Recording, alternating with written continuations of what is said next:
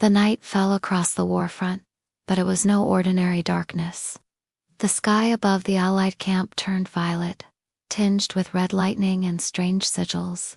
An omen. The stars vanished. The air grew heavy, and the whispers of the dead echoed through the silence. Phase 2 had begun. In the Dwarven Kingdom, the royal mines were flooded by summoned creatures of sludge and poison.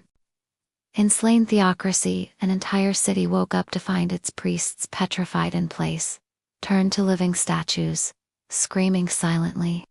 And in the Holy Kingdom, their skies wept blood as a swarm of undead wyverns descended. Led by Gargantua, Nazuric's walking calamity. The world was under siege, not by an army, but by inevitability. Back at the Allied camp, morale crumbled. Scouts returned with horror stories. Supplies began vanishing. Spies whispered a betrayal. The battlefield was no longer physical, it was psychological. Even their greatest heroes were shaken. One warrior priest collapsed in the temple tent, claiming he'd seen a black hand reach from the shadows and whisper his true name. Fear had become Nazoric's new weapon. Meanwhile, deep within the fortress of Barlog, Ainz Ulgaun stood before a table of floating battle simulations, each depicting the unfolding chaos across the world. A cruel smile twitched his lips. They fight like ants resisting a wildfire, he mused, his skeletal fingers drumming on the table. Tell me, Demiurge, how many souls harvested in this phase? Over 200,000, my lord. Good. Begin preparations for phase 3. Let's give them a god to believe in. Behind him, the dark silhouette of Rubido emerged from the shadows. Silent, obedient, unstoppable. The final piece of war had entered the board. As night fell over the human nations, a single figure stood atop the Nazaric, bathed in the eerie glow of the fortress. Sebastian, the ever-loyal captain of the Bloodfallen, gazed out at the waging war. His keen eyes, usually twinkling with mirth, were now grim, reflecting the violet sky streaked with crimson lightning.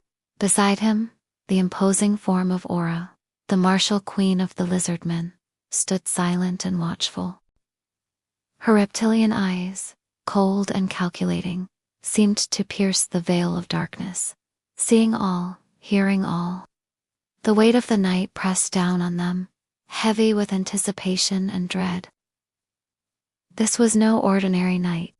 It was the cusp of a new horror, the harbinger of an even darker dawn. Ainz, with his grand schemes, had orchestrated this night. It was the second phase of his game, a game where the pieces were nations and the stakes were lives, souls, perhaps even worlds. As Aura and Seba stood there, they were not just loyal subordinates, they were also players in this game of Ainz's design. Their roles, like the movements of pieces on a chessboard, were determined, their actions guided by a grand strategy that only Ainz could see. Yet even in the face of this orchestrated horror, there were glimmers of hope. A desperate prayer here, a defiant stand there. For, as Ainz had so aptly put it, his pieces, while strong, were nothing without a board to move on. And as long as there was resistance, as long as there was light in the darkness, the game, the war, the dance between predator and prey would continue.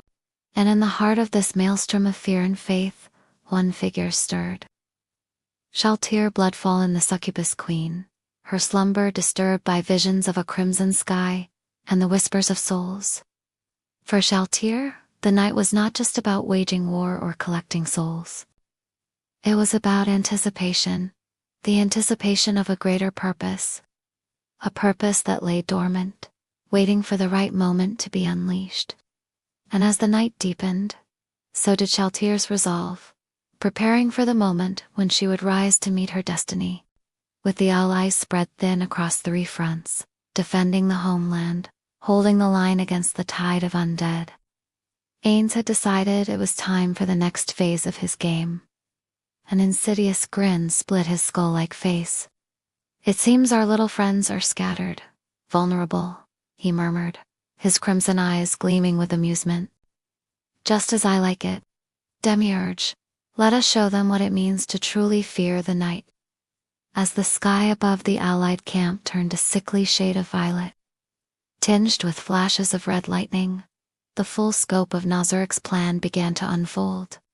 From the depths of the fortress emerged creatures of nightmare, each more terrifying than the last. Flying monstrosities blotted out the stars, their shrieks echoing across the land, heralding the coming doom. On the ground, shambling horrors stirred, drawn to the scent of fear and despair. And at the center of it all, bathed in the eerie glow of the fortress, stood Nazarik, silent, watchful, and utterly merciless. The night was young, and the horrors of the night had only just begun.